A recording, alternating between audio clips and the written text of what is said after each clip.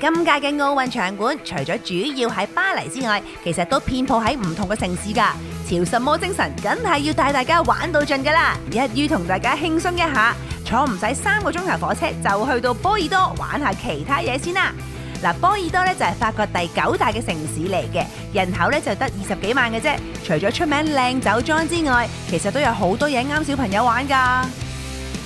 好啦，而家我哋入緊去動物園啦。嗱，梗係唔係淨係參觀動物園咁簡單咧，而係我哋要喺動物園嗰度瞓一晚啊！嗱，今晚我哋嘅鄰居咧好簡單嘅啫，可能會有啲獅子啊，有啲豹啊嚇，我唔知會唔會有啲長頸鹿啊等等咁樣啦。總之咧，喺呢一個波爾多嘅市中心，竟然可以同啲獅子啊、豹啊一齊瞓，你話係咪好正呢？呢間係1972年開幕嘅動物園，近年已經成為一間好有愛心嘅保育園㗎啦。主要都係收留一啲冇能力喺野外求生，同埋收養一啲戰爭中嘅國家而被遺棄嘅動物。雖然佢同奧運冇乜關係，但係如果大家都特登過嚟睇波爾多嘅奧運足球比賽，都要 book 間酒店房過夜㗎啦。咁如果咁啱帶埋小朋友嘅話，呢度就可以一次過滿足晒你哋3個願望啦。因為喺動物園嘅正中心有2間客房。你可以問下呢度嘅主人老虎先生或者節炮太太肯唔肯俾你喺度借宿一宵，係咪好正先？嗱，book 呢一間客房嘅遊客仲會包埋動物園嘅入場券，等我行個圈先至返房揾下我嘅鄰居啦。好啦，我哋咧而家入去餵鸚鵡啦。嗱，呢一隻鸚鵡咧就係彩虹澳洲鸚鵡嚟嘅，所以係好 colourful 嘅，好得意啊！佢哋咧好中意飲呢一隻花蜜嘅。咁我哋去到後少少咧，開咗佢咧，咁樣擺出嚟咧，佢就會講我未開喎 ，I'm not open it yet。OK， 電腦開咗，見唔見到啊？佢自己開，你見唔見到啊？阿鸚鵡 A， 你可唔可以俾個位鸚鵡 B 飲翻啖先咧？阿鸚鵡 A 唔肯啊！阿鸚鵡 A 係咁霸住杯嘢嚟飲啊！你記得啦，我懟前啲俾你睇。嗱，呢度嘅規矩咧就係咧，你可以有得隻鸚鵡咧喺你嘅身上邊亂咁行、亂咁喐冇問題，但係我哋係唔可以摸佢嘅，係啦。嗱，佢走咗啦，阿鸚鵡 B 已經離開咗啦。誒，依家係咪鸚鵡 C 嚟啦？而家係鸚鵡 C 再過嚟搏下啦。哇！鸚鵡 A、B、C 排隊，佢哋好得意啊！嗱 share 咪好咯，嗱 B、C 就好啲啦，你見唔見到啊？可以咁近睇佢咯，你睇下近到，我都想啖佢，好靚啊佢！好啦，行咗成日我都眼瞓啦，入嚟啊，帶你探下我個鄰居啊，我哋今晚嘅 roommate 啊 ，let's go！ 你睇下正到，穿過，哇！喺度。唔好走啦喂，過埋嚟。Hi，hello，can you see me？ 就咁坐喺呢間房度全晚啦，跟住佢喺度 take turn 咁轉咯。但係我而家感覺好似同佢玩緊捉伊人咁樣啊！我喺呢度咧，佢就過對面，跟住然後咧我出對面嘅時候，佢係過嚟呢一度喎。呢個 moment 咧，我哋喺鏡頭背後咧，其實我同我老公喺度嗌緊交嘅，嗌乜嘢咧？因為我想瞓節炮間房咯。嗱，其實呢個度面有2間房噶嘛，一間咧就隔離白虎間房啦，呢個咧就係節炮啦。你睇佢咁靚，你睇出緊嚟啦，望到啊！過嚟啦，過嚟食嘢啦，我都開餐喎咁啱。Oh my god！ 你可唔可以相信到呢件事啊？呢一隻 Jaguar 喺我隔離食嘢。Hi，佢話好似我啲嘢香啲喎咁樣。係咪啊？唔係啊！哇，咁近望到佢咯，真係呢件事實在太過 amazing 啦！實在，仲要係嗱，我而家隔離係有飯台嘅。飯台咧，因為咧呢一間酒店咧，其實係包埋你早餐同埋晚餐嘅。咁咧，佢好方便咁樣咧，一啱嘢食咁樣俾你啦。跟住然後咧，如果你好似我而家咁好彩咧，我食嘢嘅時候佢又食嘢咧，咁你就好似同呢個Jaguar 一齊開餐咁樣啦。魚咧其實咧就係佢哋嘅小食咁樣啦，正餐佢哋中意食肉多啲嘅，咁所以咧見到佢啦，而家咧就係慢慢喺度食下魚啊，望下啲 friend 啊，跟住再喐下伸個懶腰啊，跟住先至再繼續食咁樣嘅。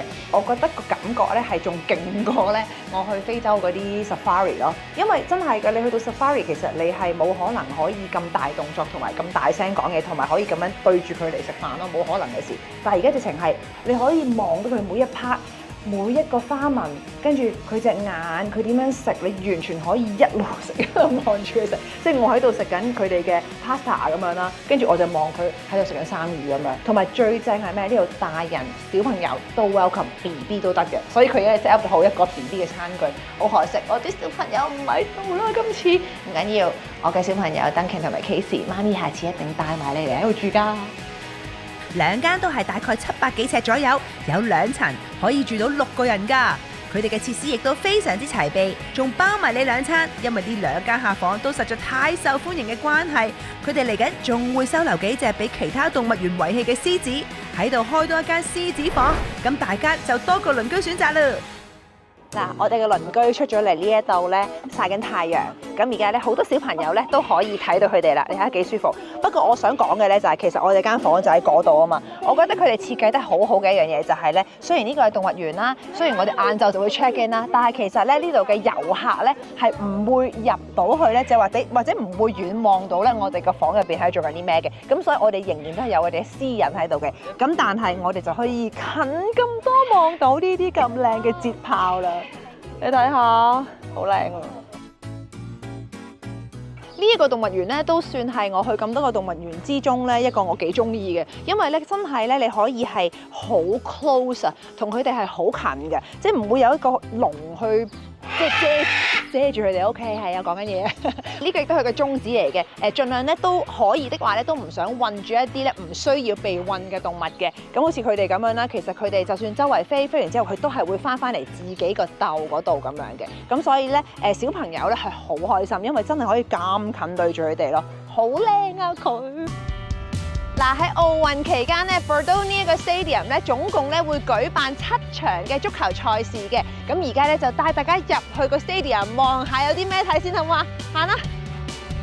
波爾多喺奧運期間只會有足球嘅賽事，所以球迷咧就最開心啦。呢個場館喺2016年落成，舉辦過唔同嘅足球同埋欖球比賽，亦都按照咗可持續發展同埋環保標準建造，位置亦都相當方便。如果喺巴黎搭火車2個鐘咧就已經嚟到㗎啦，自駕嘅喺波爾多市中心10分鐘車程就已經到㗎啦，而且亦都有足夠嘅停車場泊車㗎。嗱，呢個場館咧就唔係實在太大，啲嘢都好容易揾嘅。好似呢個傳媒訪問區咧，就喺正呢度嘅啫。所以奧運期間啦，如果呢一啲傳媒上嚟訪問一啲球星嘅話咧，呢個位咧就係咁樣搏咪㗎啦。我想問下你今日打成點啊？有啲乜嘢嘅策略啊？等等咧，就係呢一個位㗎啦。好啦，睇完呢度，我哋就跟住啲球員出去啦。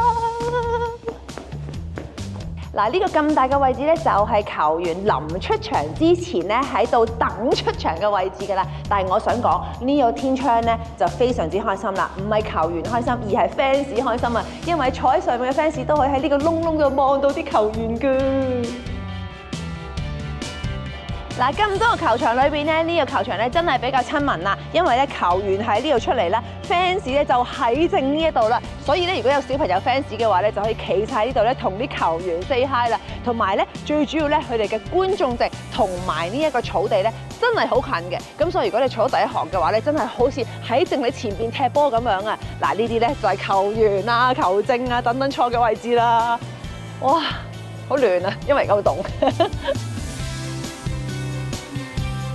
哇！真係好近啊，完全係你喺正前邊，你淨同佢俾個 5都仲得嘅。如果個球員肯跳高同你去俾個5你咁樣，係咁近嘅咯。